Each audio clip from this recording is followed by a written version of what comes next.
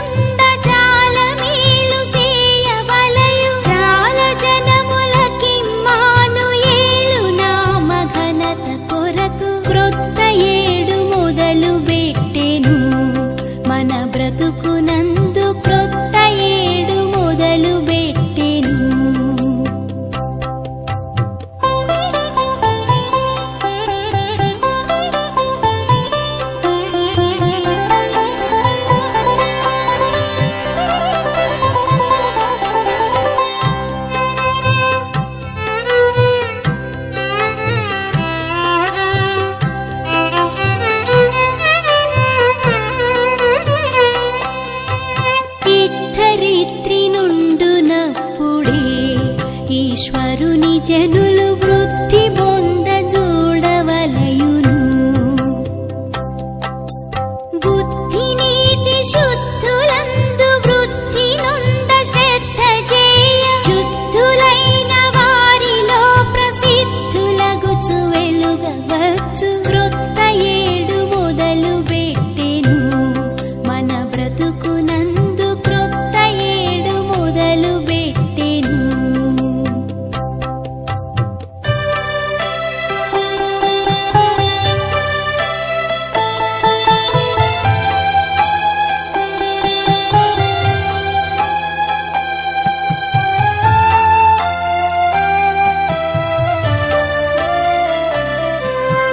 పాప పంకమంటినప్పుడు